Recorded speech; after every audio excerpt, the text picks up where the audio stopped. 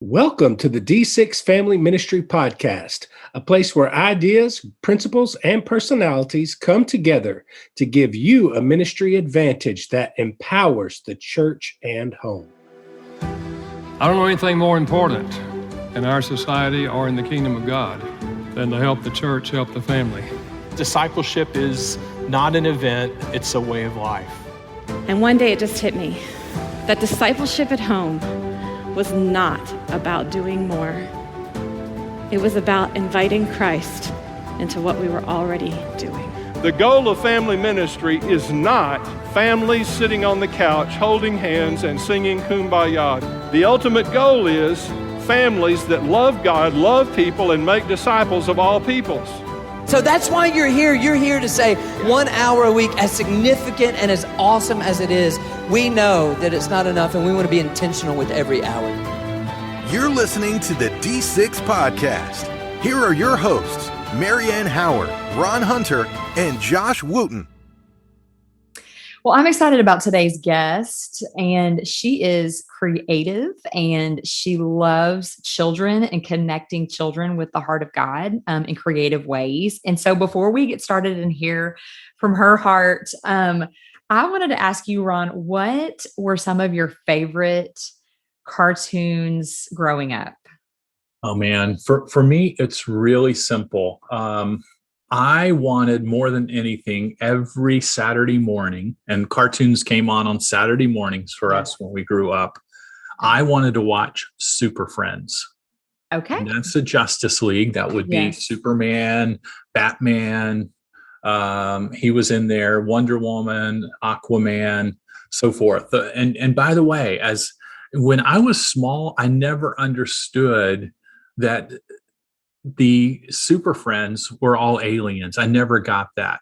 You know, now today, like, oh yeah, he's an alien. He's from another planet or whatever it is. And then you got the Marvel universe and you got the DC universe.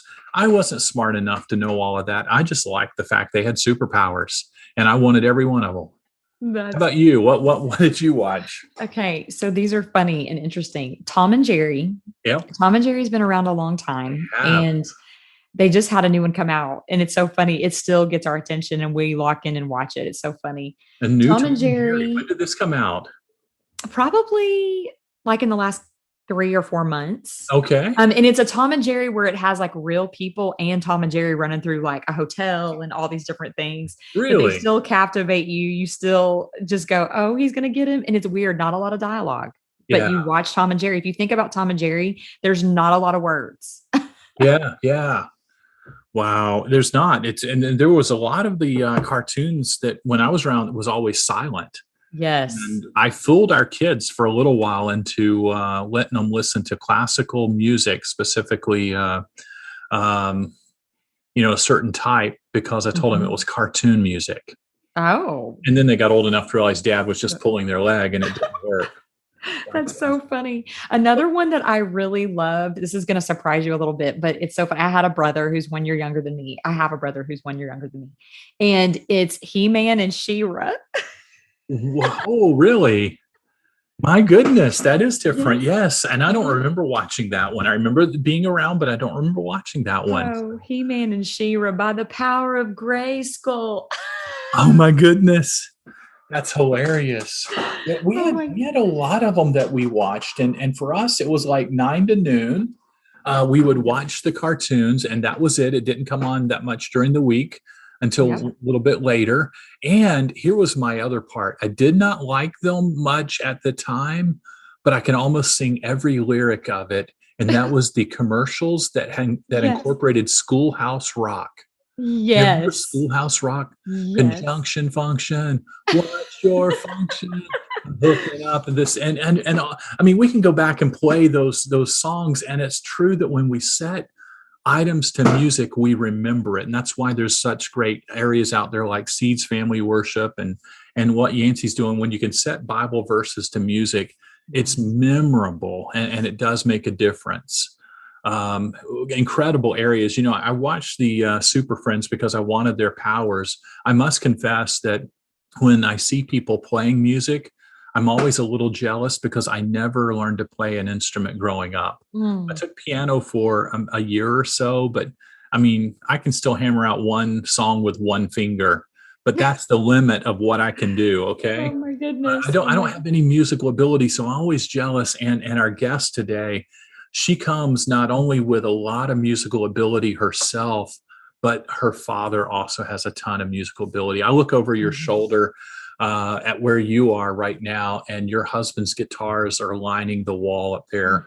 And I suspect he can play them all well. Yes. For me, they're beautiful art hanging on the wall, but that's about the value they would have in my home because we can't do anything with them. Our son can play, but he's grown in his own place. So I'm always a little envious. And yet, while I'm saying that, I realize I chose to, going back to that Rachel Price, I chose to invest my time in another place, and therefore that's my returns on it.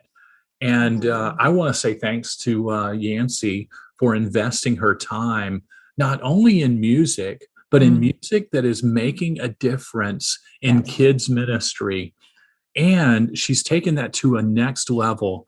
You and I, Marianne and Josh and Lena, we've all been in other conferences where Yancy is there, not only playing and demonstrating what God can do and what ministry leaders can do in their local kids ministry, but she's teaching other kids ministry leaders. So she's doing and teaching others how to do it.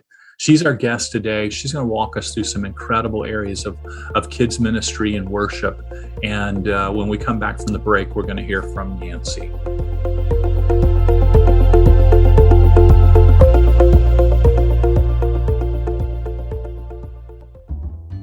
Are you looking for a way to equip families to do discipleship in their own homes? D6 Everyday offers a new at-home bundle option so you can reach families where they are. The same great D6 Everyday resources now bundled to fit your family.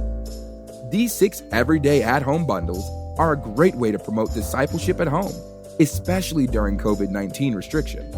Many churches and small groups are not gathering for worship or discipleship training, but you can resource them with teaching helps for the parents and devotion magazines for every member of the family, or about the cost of a Chick-fil-A meal. For more information, visit d6everyday.com.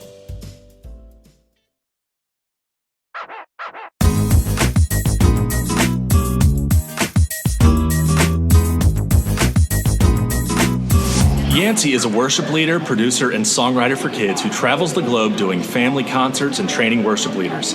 She has a burning passion to help this generation become the worshipers God created them to be.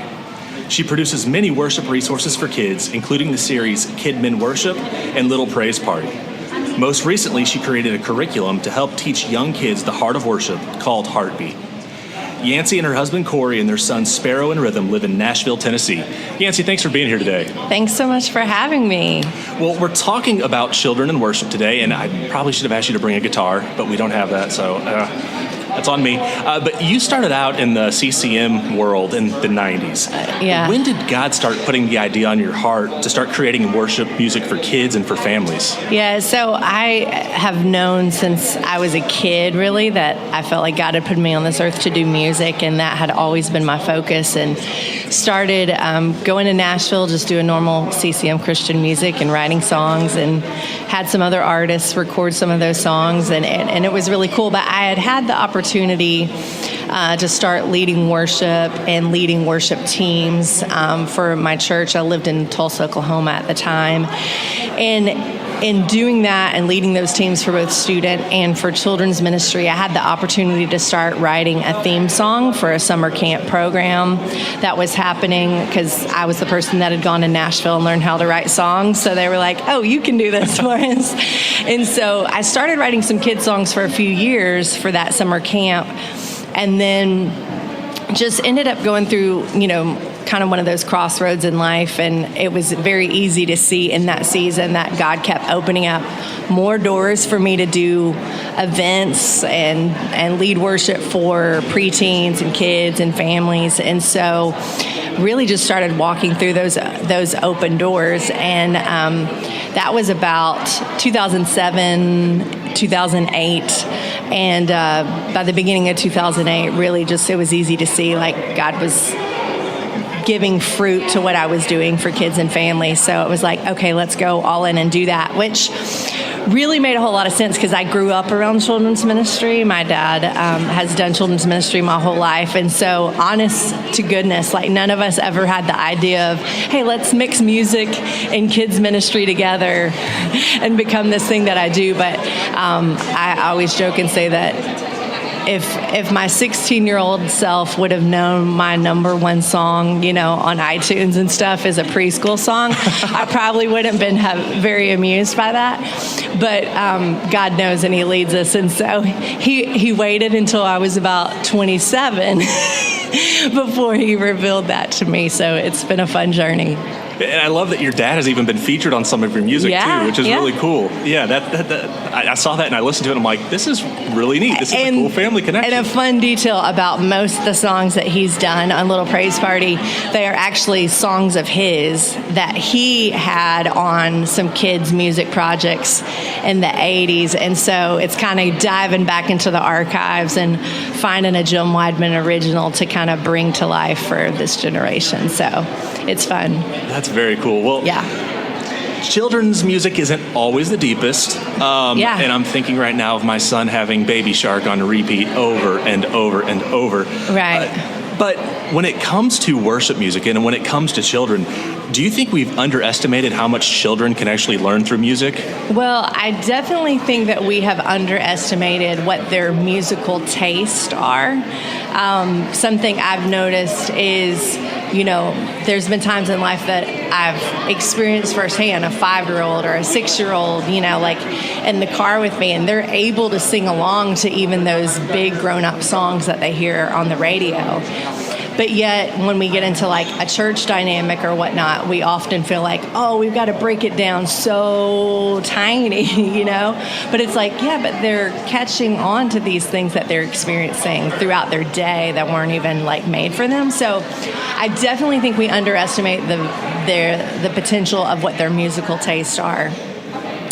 And I think so often as church leaders, even as parents and what we're thinking about, I just don't think we realize the power that's in kids' worship. Like there's a lot of scriptures in the Bible about children and praise. Mm-hmm. And if you spend a little time digging into those scriptures and studying that and studying what Jesus said, I believe your eyes will be open to realize and truly understand that, hey, it's not just about singing songs. It's not just about doing a music time in class and checking off a planning sheet that you sang a few songs today in class. But like when you do that, you're pushing play on God's power to be unleashed in your classrooms. I think that spills over into hallways, into family cars, into living rooms. And so I definitely would challenge those of you that are listening just to realize that the music that you can sing in your classes, you're allowing God's power to be at work through the words of those songs that your kids are singing. Well, I'm always intrigued by the songwriting approach, and especially now when we're talking about children's music. What is your approach like? How do you I guess approach it, and how do you sit down? Do you just sit down and start writing? Do you open the Bible? What does that look like for you when you're actually making music for children? Yeah, I think, oftentimes I have started with just like, what do I know that church leaders are going to talk about this year? Like in the course of a year, there's just certain topics and certain things and certain holidays that I know we're all going to celebrate, and at some point we're going to teach on those things.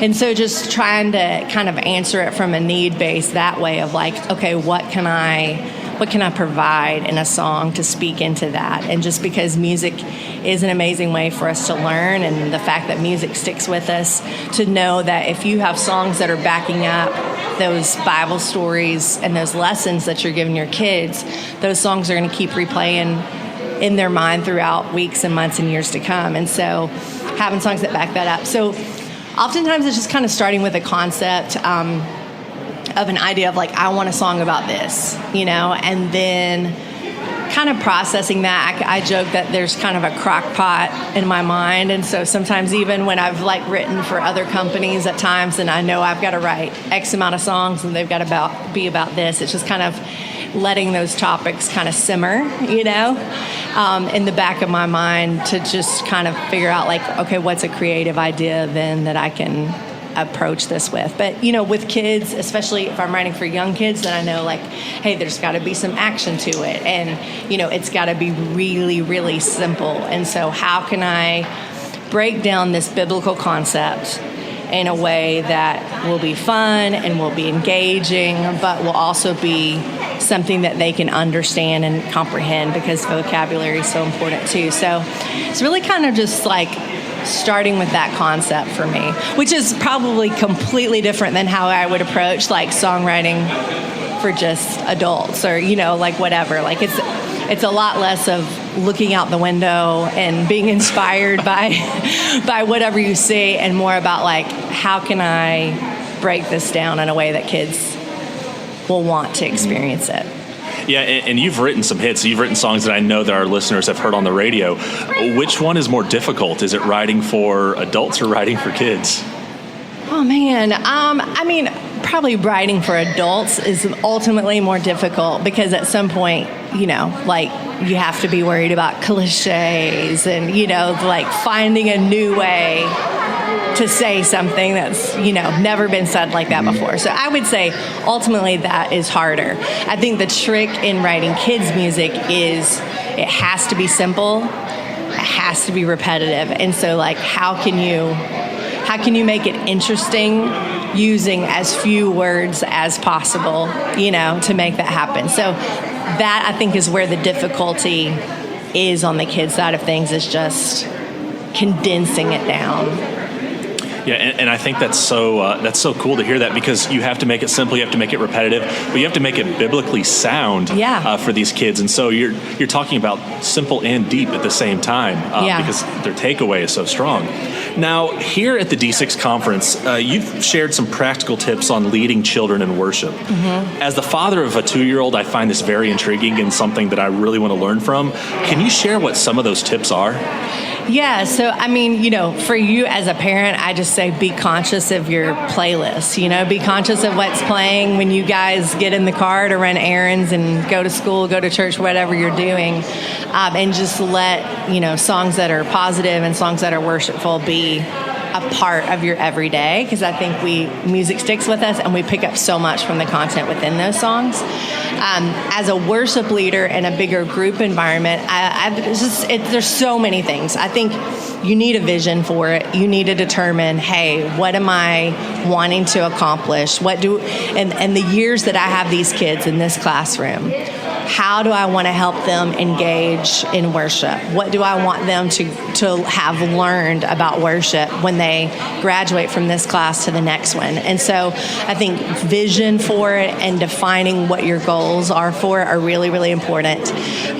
Years ago, I had someone stop and ask me at the end of a conference, they were like, if there was one thing you were going to tell someone, what would it be? And I paused and I shared this with them, and I still believe it's true to this day, and that is there's freedom and preparation. And so if you are, you know, picking out songs in your car as you drive to the church to sing in class that day, like, it's not going to go as great as it could have if you would have taken the time to plan it out earlier in the week, or even in the past several weeks and months. And so carve out some time to really sit and reflect and go, hey, we're going to be talking about this. Like, what are the best songs that I could choose today to lead our kids in, to reinforce that message that we're teaching, and to help connect those dots. And so I think if you will spend more time in the planning out what your songs and your set are going to be, and really thinking through what's the best thing I could say to intro this, and what's the best way I could segue between songs, and taking the time to learn those songs, you know, because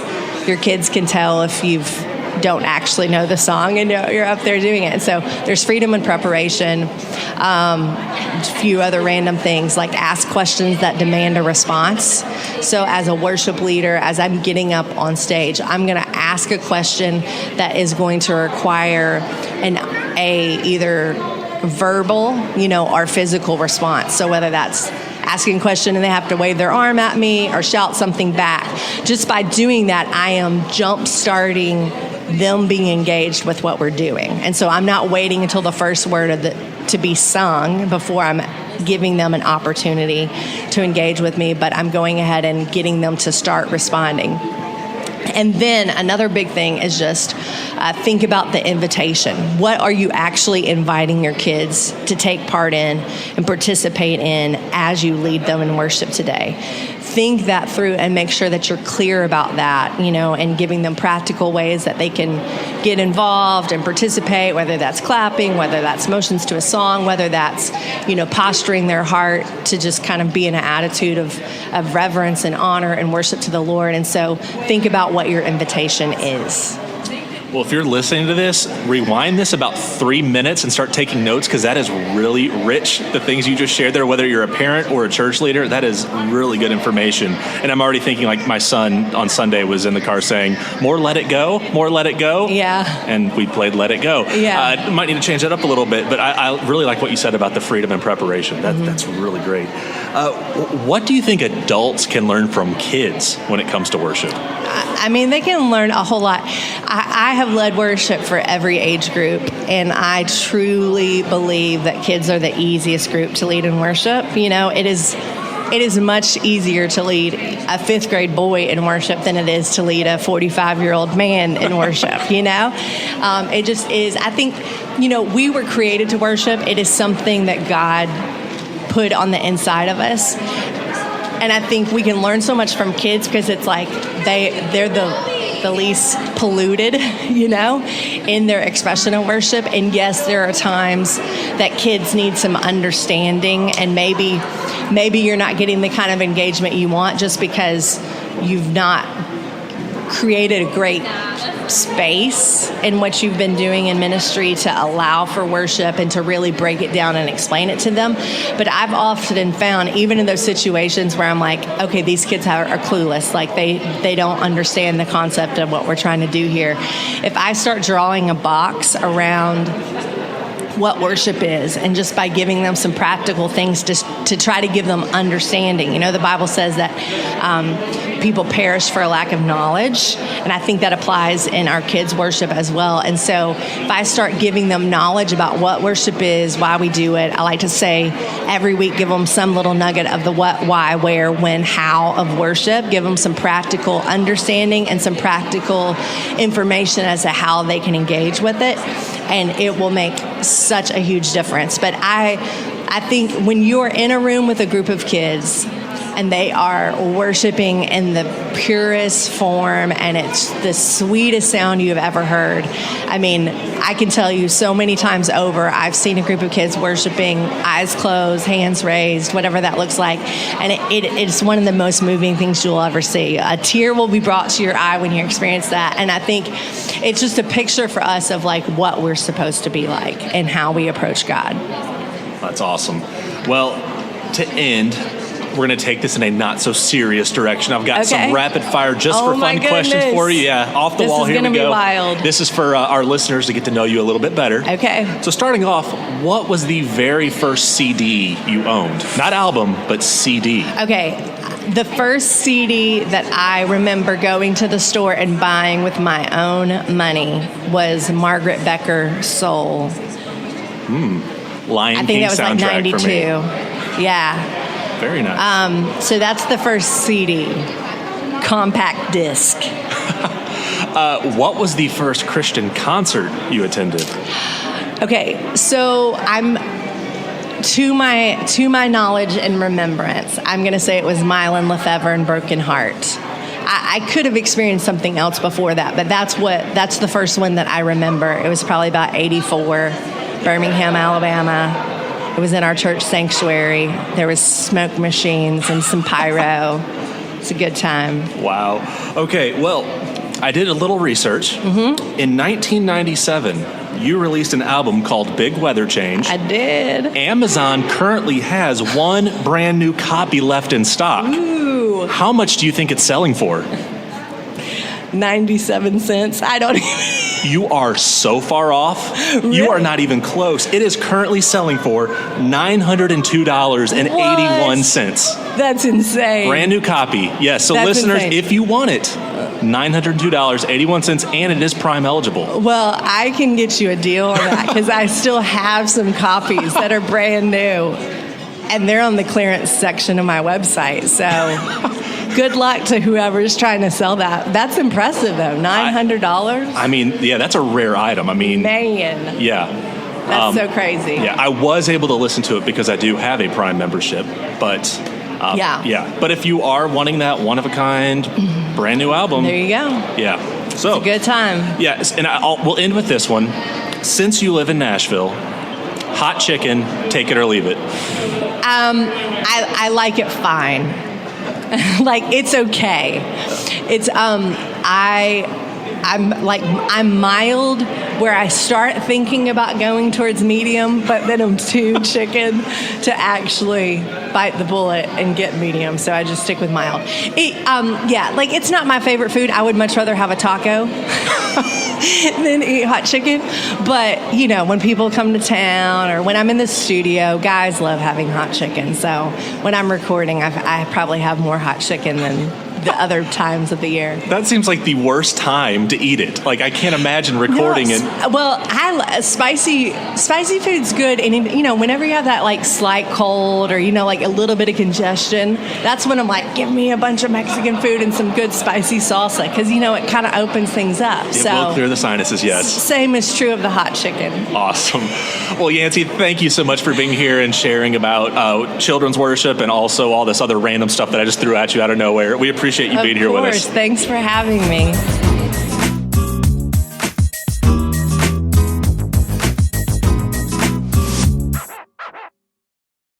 Well, I don't even know how to comment. Again, not being the musical person, I'm sitting there going, she can teach and train me all day long. I will not be able to get up on that stage, but here's what I can do. I can be in the audience. I can smile. I can sing along. However, my wife has reminded me when we would be in church and the worship leader would say, okay, let's all clap our hands to this song, and you're singing some upbeat, wonderful Christian contemporary music. She'd look at me and she'd shake her head and she'd go, no, don't clap. Because I can't sing and clap at the same time. I can clap and keep beat, or I can sing and keep beat, but I can't do both because I'm going to get off one way or the other. So if you've heard Yancy and you're like me, don't say this has nothing to do with you. You can do it from that audience encourager perspective. You can have that right heart and know that you can volunteer in a slightly different way, championing those who are doing what she's doing in an incredible way. I think one of the things I love that she said today was that we underestimate how our kids are absorbing music. And we'll let kids bop and we'll let secular music roll in our car, and they're absorbing crazy lyrics at a young age. I remember my kids, when I'd have, just a, radio station on, my little 3 and 4-year-old, they're starting to sing the lyrics and I know what that's about and it doesn't sound good, Yes. And so what I love about Yancy and her heart is, number one, she makes the Bible come to life. Mm-hmm. And she's also playing a huge part. And I think this is important for us as ministry leaders to keep in front of us and parents, is the music that our kids are listening to is shaping how they see God. Yeah. And so you're teaching kids to view and worship God at a young age. And that stuff sticks. When we start early. So I think this is just she does an incredible job of painting a good biblical worldview for kids through music and hiding God's word into kids' hearts. And I think she also encourages me as a ministry leader just to think creatively, try to think outside of the box about ways to help truth stick. Yes. We've all talked about over the years and just, over the last year in our podcast, Ron, about how important this next generation, in order for them to be resilient, they need to know truth. Yes. And I think Yancy is so, in her ministry and just how God uses her, is so formative in helping truth stick, to help us raise resilient children to know truth when they're faced with lies and doubts and those kinds of things. That's right. Now I'm gonna take one more non-musical takeaway. So you know me, I'm just, I cannot speak intelligently to the skill level that Yancy has, but from a non-musical person, the area she challenges me, and I think she can challenge our listeners, is whatever skill and talent that God has placed within you, you need to do it with excellence. Yes. Her lyrics, not only the content, but if you've ever seen her perform or you've seen her resources, the illustrations, the design, the animation, the font work, the graphic skills, all of that is absolutely first class. And it's a reminder that when God gives us something, not to do it halfway, but to do it with all of our heart, with the excellence that he surrounds us with. And I think that's one of the things that makes what Yancy does so great is she has great content packaged in a way that kids want to be around it and adults admire it. Mm. And she is totally a incredible coach. Can I just share personally that my my family pastor went to a coaching session at D6 conference with her, and he walked away with just so many treasures and so much wisdom and inspired, and she championed him. And and she's a product of incredible parenting. We know Jim Weidman, her dad, and we've gotten to hear incredible stories about how he passed down faith and just what a beautiful multi-gen, representation of, what happens when we, take our role as parents so seriously, spiritually. Very good. That's it. So remember this, whatever your skills, whatever your competencies are, you're passing along those passions many times to your kiddos.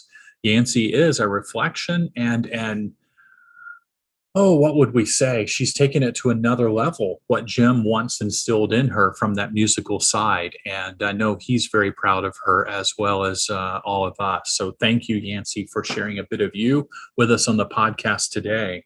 Next week, we'll be talking with Jay Strother. Jay is one of my favorite friends who I consider one of the top level strategy thinkers in family ministry. And I know you do not want to miss what he has to say, because he's going to be talking about one of the age groups that rarely fits the description of family ministries, and that is young adults. They feel disenfranchised, and he's going to talk through how we can put them right back into a place of importance and prominence within that generational discipleship narrative. Until next week, look at the talents God has given to you, do them with excellence. Let good music play in your earbuds and in your cars, and let that truth ring forth in your families. Look for ways to connect generationally. Until next week, we're praying for you.